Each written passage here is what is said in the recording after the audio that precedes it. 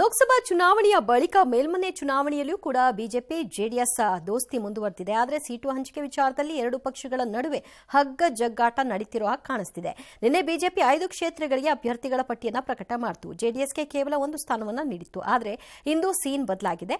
BJP ಪಟ್ಟಿಯಲ್ಲಿ ಬದಲಾವಣೆ ತರುವ ಮೂಲಕ ಆ ಒಂದು ಲಕ್ಷಣ ಕೂಡ ಗೋಚರಿಸ್ತಾ ಇದೆ. ದಕ್ಷಿಣ ಶಿಕ್ಷಕರ ಕ್ಷೇತ್ರಕ್ಕೆ ಬಿಜೆಪಿ ಇಸಿ ನಿಂಗರಾಜು ಹೆಸರು ಘೋಷಣೆ ಮಾಡಿತ್ತು. ಆದರೆ ಇದನ್ನು ಹಿಂಪಡೆದು ಗೆಲ್ಲುವ ಮಾನದಂಡದ ಆಧಾರದ ಮೇಲೆ ದಕ್ಷಿಣ ಶಿಕ್ಷಕರ ಕ್ಷೇತ್ರವನ್ನು ಜೆಡಿಎಸ್ಗೆ ಬಿಟ್ಟುಕೊಡುವ ಸಂಭವ ಇದೆ.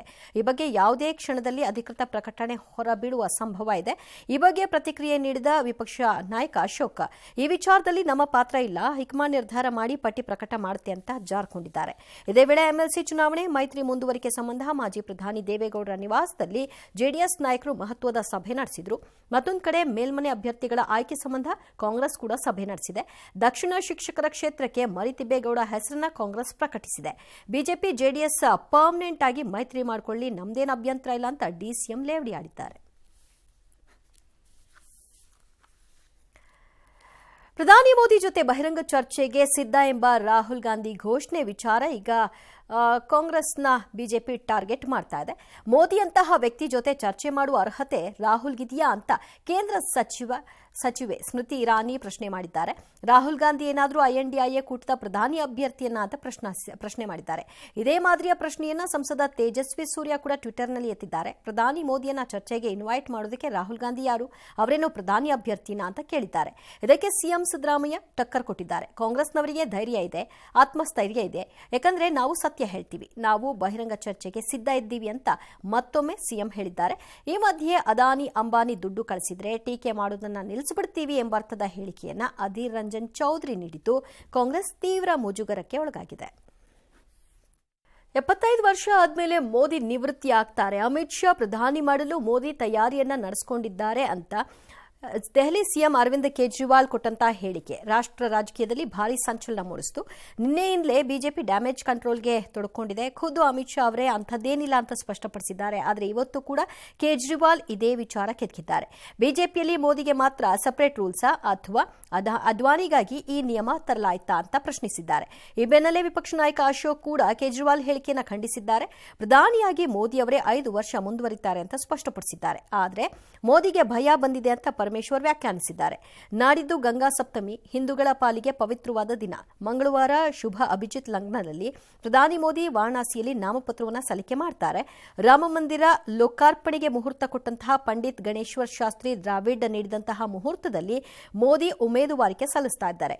ಗಂಗಾ ಸಪ್ತಮಿ ದಿನದಂದು ಬ್ರಹ್ಮನ ಕಮಂಡಲದಿಂದ ಗಂಗೆ ಜನಿಸಿದ್ಲು ಎಂಬ ನಂಬಿಕೆ ಇದೆ. ಈ ದಿನ ಮೋದಿ ನಾಮಪತ್ರ ಸಲ್ಲಿಸೋದು ಶ್ರೇಯಸ್ಕರ ಎಂಬುದು ವೇದ ಪಂಡಿತರ ಮಾತಾಗಿದೆ. ಹೀಗಾಗಿ ನಾಮಪತ್ರ ಸಲ್ಲಿಕೆಗೂ ಮುನ್ನ ಮೋದಿ ಗಂಗಾ ಮಾತೆಗೆ ವಿಶೇಷ ಪೂಜೆಯನ್ನು ಸಲ್ಲಿಸಲಿದ್ದಾರೆ. ಅಂದಹಾಗೆ ನಾಳೆಯೇ ಪ್ರಧಾನಿ ಮೋದಿ ವಾರಣಾಸಿಯಲ್ಲಿ ಭರ್ಜರಿ ರೋಡ್ ಶೋ ನಡೆಸಲಿದ್ದಾರೆ. ನಾಳೆ 4ನೇ ಹಂತದ ಲೋಕಸಭಾ ಚುನಾವಣೆ ನಡೆಯಲಿದ್ದು ಸುಗಮ ಮತದಾನಕ್ಕಾಗಿ ಕೇಂದ್ರ ಚುನಾವಣಾ ಆಯೋಗ ಸಂಪೂರ್ಣ ಸಜ್ಜಾಗಿದೆ. ನಾಳೆ 9 ರಾಜ್ಯಗಳು ಮತ್ತು 1 ಕೇಂದ್ರಾಡಳಿತ ಪ್ರದೇಶದ 96 ಲೋಕಸಭಾ ಕ್ಷೇತ್ರಗಳಿಗೆ ಮತದಾನ ಆಗುತ್ತೆ. ಆಂಧ್ರದ 25, ತೆಲಂಗಾಣದ 17, ಉತ್ತರ ಪ್ರದೇಶ 13, ಮಹಾರಾಷ್ಟ್ರದ 11, ಬಂಗಾಳದ 8, ಬಿಹಾರದ 5, ಒಡಿಶಾ, ಜಾರ್ಖಂಡ್ನ ತಲಾ 4 ಮತ್ತು ಜಮ್ಮು ಕಾಶ್ಮೀರದ 1 ಸ್ಥಾನಕ್ಕೆ ಮತದಾನ ನಡೆಯಲಿದ್ದು 1717 ಅಭ್ಯರ್ಥಿಗಳ ಅದೃಷ್ಟ ಪರೀಕ್ಷೆ ನಡೆಯಲಿದೆ. ಕೇಂದ್ರ ಸಚಿವರಾದ ನಿತ್ಯಾನಂದ ರೈ, ಅಜಯ್ ಮಿಶ್ರಾ, ಮಾಜಿ ಸಿಎಂ ಅಖಿಲೇಶ್ ಯಾದವ್, ಅಧೀರ್ ರಂಜನ್ ಚೌಧರಿ, ಮಹುವಾ ಮೊಯಿತ್ರಾ, ಮಾಜಿ ಕ್ರಿಕೆಟಿಗ ಯೂಸುಫ್ ಪಠಾಣ್, ನಟ ಶತ್ರುಘ್ನ ಸಿನ್ಹಾ, ಹೈದರಾಬಾದ್ನಲ್ಲಿ ಅಸಾದುದ್ದೀನ್ ಓವೈಸಿ,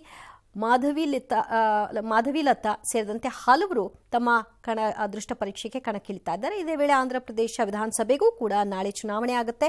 ಸಿಎಂ ಜಗನ್ ನೇತೃತ್ವದ ವೈಎಸ್ಆರ್ ಪಾರ್ಟಿ ಏಕಾಂಗಿಯಾಗಿ ಸ್ಪರ್ಧೆ ಮಾಡಿದೆ. ಜಗನ್ ವಿರುದ್ಧ ಚಂದ್ರಬಾಬು, ಪವನ್ ಕಲ್ಯಾಣ್ ಮತ್ತು ಬಿಜೆಪಿ ಜಂಟಿಯಾಗಿ ಹೋರಾಟವನ್ನು ಕೈಗೊಂಡಿದೆ. ಕಾಂಗ್ರೆಸ್ ಕೂಡ ಕಣದಲ್ಲಿ ಕಾಣಿಸಿಕೊಂಡಿದೆ. ಹಿಂಸಾಚಾರದಿಂದ ಪಾಕ್ ಆಕ್ರಮಿತ ಕಾಶ್ಮೀರ ತತ್ತರಿಸಿ ಹೋಗಿದೆ. ತೀವ್ರ ಹಣದುಬ್ಬರದಿಂದ ಕಂಗೆಟ್ಟಿರುವ ಪಿಒಕೆ ಮಂದಿಯ ಸಿಟ್ಟು ರಟ್ಟೆಗೆ ಬಂದಿದೆ. ಪ್ರತಿಭಟನೆ ಹತ್ತಿಕ್ಕಲು ಬಂದ ಪೊಲೀಸರ ಮೇಲೆ ಜನ ತಿರುಗಿ ಬಿದ್ದು ಅಬ್ಬರಿಸಿದ್ದಾರೆ. ಪೊಲೀಸ್ ಠಾಣೆಯೊಂದರ ಮೇಲೆ ಗುಂಪು ದಾಳಿ ಕೂಡ ನಡೆಸಿ ಪೊಲೀಸ್ ಅಧಿಕಾರಿಯೊಬ್ಬರನ್ನ ಹಿಡಿದುಕೊಂಡಿದ್ದಾರೆ. ಹಿಂಸಾಚಾರ ನಿಯಂತ್ರಿಸಲು ಪೊಲೀಸರು AK-47 ಅನ್ನು ಬಳಸಿದ್ದಾರೆ. ಘರ್ಷಣೆಯಲ್ಲಿ ಕನಿಷ್ಠ 90 ಮಂದಿ ಗಾಯಗೊಂಡಿದ್ದಾರೆ. ಪ್ರತಿಭಟನೆಯ ನೇತೃತ್ವ ವಹಿಸಿದ್ದ ಹಿಂಸಾಚಾರ ನಡೆಸಿದ್ದ 16 ಮಂದಿಯನ್ನ ಪೊಲೀಸರು ಬಂಧಿಸಿದ್ದಾರೆ. ಈಗಲೂ ಹಲವೆಡೆ ಹಿಂಸಾಚಾರ ಮುಂದುವರೆದಿದೆ. 144 ಸೆಕ್ಷನ್ ಜಾರಿ ಜಾರಿಯಾಗಿದೆ. ಪರಿಣಾಮ ಪಿಒಕೆ ಹೆಚ್ಚು ಕಡಿಮೆ ಸ್ತಬ್ಧವಾಗಿದೆ. ಪೊಲೀಸರು ಗುಂಡಿನ ದಾಳಿ ನಡೆಸಿರುವುದನ್ನು ಪಿಒಕೆ ಮಂದಿ ಆಕ್ರೋಶ ಹೊರಹಾಕಿದ್ದಾರೆ. ಈ ವಿಚಾರದಲ್ಲಿ ನೆರೆಯ ದೇಶ ಭಾರತ ಮಧ್ಯಪ್ರವೇಶ ಮಾಡಬೇಕು, ನಮಗೆ ಸ್ವಾತಂತ್ರ್ಯ ಕಲ್ಪಿಸಬೇಕು ಅಂತ ಪಿಒಕೆ ಹೋರಾಟಗಾರ ಅಮ್ಜದ್ ಆಯೂಬ್ ಮಿರ್ಜಾ ಮನವಿ ಮಾಡಿದ್ದಾರೆ. ಅಪ್ರಾಪ್ತನ ಎಡವಟ್ಟಿನಿಂದ 5 ವರ್ಷದ ಪುಟ್ಟ ಬಾಲಕ ಬಲಿಯಾಗಿರುವಂತಹ ಘಟನೆ ಇವತ್ತು ನಡೆದಿದೆ. ಬೆಂಗಳೂರಿನ ಮುರುಗೇಶ್ ಪಾಳ್ಯದ ಕಲ್ಲಪ್ಪ ಲೇಔಟ್ನಲ್ಲಿ ಇದಾಗಿರುವುದು. ವೈಟ್ಫೀಲ್ಡ್ ಹೊಯ್ಸಳ ವಾಹನ ಚಾಲಕರಾಗಿರುವ ಮಲ್ಲೇಶ್ ತಮ್ಮ ಸಂಬಂಧಿಕರ ಮನೆಗೆ ಬಂದರು. ಈ ವೇಳೆ ಕಾರ್ನ ಮಲ್ಲೇಶ್ ಅವರ ಅಪ್ರಾಪ್ತ ವಯಸ್ಸಿನ ಬಾಮೈದ ಕಾರು ಚಾಲನೆ ಮಾಡೋಕೆ ನೋಡಿದ್ದಾನೆ. ಕಾರು ನಿಯಂತ್ರಣಕ್ಕೆ ಸಿಗದೆ ಮುಂದಕ್ಕೆ ಹೋಗಿದೆ. ಪರಿಣಾಮ ಕಾರು ಪಕ್ಕದಲ್ಲೇ ನಿಲ್ಲಿಸಿದ 7-8 ಬೈಕ್ಗಳಿಗೆ ಡಿಕ್ಕಿ ಹೊಡೆದಿದೆ. ಅಲ್ಲದೆ ಮನೆ ಮುಂದೆ ಆಟವಾಡ್ತಿದ್ದ 2 ಮಕ್ಕಳು ಮತ್ತು ದಾರಿ ಹೋಕರಿಬ್ಬರಿಗೆ ಕಾರು ಡಿಕ್ಕಿ ಹೊಡೆಯಿತು. ಪೋರ ಆರವ್ ಕಾರಿನ ಚಕ್ರಕ್ಕೆ ಸಿಲುಕಿ ಸಾವನ್ನಪ್ಪಿದ್ದಾನೆ. 2 ಗಾಯಗೊಂಡು ಆಸ್ಪತ್ರೆ ಸೇರಿದ್ದಾರೆ. ಮೃತ ಬಾಲಕ ಆರವ್ ಕಳೆದ ಭಾನುವಾರವಷ್ಟೇ ಹುಟ್ಟುಹಬ್ಬವನ್ನು ಆಚರಿಸಿಕೊಂಡಿದ್ದ. ಕಳೆದುಕೊಂಡಂತಹ ಪೋಷಕರ ಆಕ್ರಂದನ ಸದ್ಯ ಮುಗಿಲು ಮುಟ್ಟಿದೆ. ಪೋಷಕರು ಅಪ್ರಾಪ್ತನನ್ನ ವಶಕ್ಕೆ ಪಡೆದು ವಿಚಾರಣೆ ನಡೆಸಿದ್ದಾರೆ ಪೊಲೀಸರು. ಬೀದರ್ ಪೊಲೀಸರು ಭರ್ಜರಿ ಬೇಟೆಯಾಡಿದ್ದಾರೆ. ಒಡಿಶಾದಿಂದ ಮಹಾರಾಷ್ಟ್ರಕ್ಕೆ ಅಕ್ರಮವಾಗಿ ಸಾಗಿಸ್ತಾ ಇದ್ದ 15 ಕೋಟಿ ಮೌಲ್ಯದ 15 ಕ್ವಿಂಟಲ್ ಗಾಂಜಾವನ್ನು ಜಪ್ತಿ ಮಾಡಿದ್ದಾರೆ. 2ರನ್ನ ಬಂಧಿಸಿದ್ದಾರೆ. ಖಚಿತ ಮಾಹಿತಿ ಮೇರೆಗೆ ಔರಾದ್ ತಾಲೂಕಿನ ವನಮಾರಪಳ್ಳಿ ಚೆಕ್ಪೋಸ್ಟ್ ಬಳಿ ಈ ಕಾರ್ಯಾಚರಣೆ ಆಯಿತು. ಲಾರಿ ಮೇಲ್ಭಾಗದಲ್ಲಿ ಸಿಮೆಂಟ್ ಬಾಕ್ಸ್ಗಳನ್ನು ಇಟ್ಟು ಒಳಗೆ ರಹಸ್ಯವಾಗಿ ಗಾಂಜಾ ಚೀಲಗಳನ್ನು ಇಡಲಾಗಿತ್ತು. ಬೆಂಗಳೂರು ಸೇರಿ ರಾಜ್ಯದ ಉದ್ದಗಲಕ್ಕೂ ಕೂಡ ವರುಣ ಆರ್ಭಟಿಸಿದ್ದಾನೆ. ಬೆಂಗಳೂರು, ಕೊಡಗು, ಮೈಸೂರು, ಚಾಮರಾಜನಗರ, ಹಾಸನ, ಚಿಕ್ಕಮಗಳೂರು, ತುಮಕೂರು, ರಾಮನಗರ ಸೇರಿದಂತೆ ಹಲವೆಡೆ ಉತ್ತಮ ಮಳೆಯಾಗಿದೆ.